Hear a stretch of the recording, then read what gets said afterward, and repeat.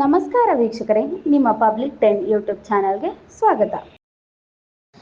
ಚಾಮರಾಜನಗರ ಜಿಲ್ಲಾ ಕಾರ್ಯನಿರತ ಪತ್ರಕರ್ತರ ಭವನದಲ್ಲಿ ನಡೆದ ಪತ್ರಿಕಾಗೋಷ್ಠಿಯಲ್ಲಿ ಚಾಮರಾಜನಗರ ಜಿಲ್ಲಾ ಪ್ರಗತಿಪರ ಸಂಘಟನೆಗಳ ಒಕ್ಕೂಟದ ಜಿಲ್ಲಾ ಸಂಚಾಲಕ ಶಿವಕುಮಾರ್ ಮಾತನಾಡಿ, ಜಿಲ್ಲೆಯಲ್ಲಿ ನಡೆಯುತ್ತಿರುವ ಅಕ್ರಮ ಇಸ್ಪೇಟ್ ದಂಧೆ ಹಾಗೂ ಅಕ್ರಮವಾಗಿ ನಡೆಯುತ್ತಿರುವ ಕ್ಲಬ್ಗಳ ವಿರುದ್ಧ ಕ್ರಮ ಜರುಗಿಸಲು ಜಿಲ್ಲಾ ಪೊಲೀಸರು ವಿಫಲರಾಗಿದ್ದಾರೆ.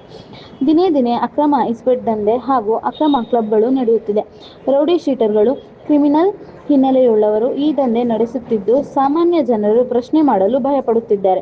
ಈ ದಂಧೆಗೆ ಬೆನ್ನೆಲುಬಾಗಿರುವ ಅಧಿಕಾರಿಗಳ ವಿರುದ್ಧ ಕಠಿಣ ಕ್ರಮ ಜರುಗಿಸುವಂತೆ ಮನವಿ ಮಾಡಿದರು.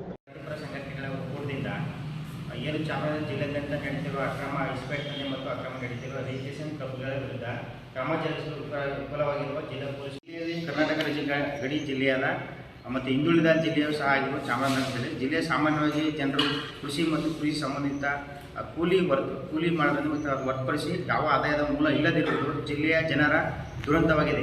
ಈ ರಾಜ್ಯದ ಮಾನ್ಯ ಮುಖ್ಯಮಂತ್ರಿಗಳಾದ ಶ್ರೀ ಸಿದ್ದರಾಮಯ್ಯನವರು 2ನೇ ಬಾರಿಗೆ ಈ ರಾಜ್ಯದ ಮುಖ್ಯಮಂತ್ರಿಗಳಾಗಿ ಅಧಿಕಾರ ವಹಿಸಿಕೊಂಡ ತಕ್ಷಣವೇ ರಾಜ್ಯದ ಬಡವರ, ಶೋಷಿತರ ಮತ್ತು ಕಾರ್ಮಿಕರ ಹಾಗೂ ಮಧ್ಯಮ ವರ್ಗದ ಜನರ ಸಾಮಾನ್ಯರ ಏಳಿಗೆಗಾಗಿ 5 ಗ್ಯಾರಂಟಿಗಳನ್ನು ಜಾರಿ ಮಾಡಿ ಜನಸಾಮಾನ್ಯರಿಗೆ ಅನುಕೂಲವಾದಂತಹ ಕಾರ್ಯಕ್ರಮಗಳನ್ನು ರೂಪಿಸಿದ ಪ್ರೀತಿಗೆ ಪಾತ್ರರಾಗಿರುವುದು ಈ ರಾಜ್ಯಕ್ಕೆ ಗೊತ್ತಿರುವ ಸಂಗತಿಯಾಗಿದೆ. ಈಗಲೂ ಕೂಡ ರಾಜ್ಯದ ಎಲ್ಲ ಜಿಲ್ಲೆಗಳಲ್ಲಿಯೂ ಮಾನ್ಯ ಮುಖ್ಯಮಂತ್ರಿಗಳ ಆದೇಶವನ್ನು ಕಟ್ಟುನಿಟ್ಟಾಗಿ ಪಾಲಿಸುತ್ತಿದ್ದಾರೆ ಮತ್ತು ನಮ್ಮ ಅವಿಭಾಜ್ಯದ ವಿಶ್ವವಿಖ್ಯಾತ ಮಹಾನಗರಿಯಲ್ಲೂ ಕೂಡ ಮೈಸೂರಿನಲ್ಲೂ ಕೂಡ ಈ ಎಲ್ಲ ಸಮಾಜ ವಿರೋಧಿ ದಂಧೆಗಳನ್ನು ತಡೆಗಟ್ಟಿ ನಾಗರಿಕ ಸಮಾಜ ಸೇವೆಯಿಂದ ಸಮಾಜ ನೆಮ್ಮದಿಯಿಂದ ಜೀವನ ನಡೆಸಲು ಅನುವು ಮಾಡಿಕೊಟ್ಟಿರುವುದು ಇವತ್ತಿನ ಸ್ಮರಿಸಬಹುದಾಗಿದೆ.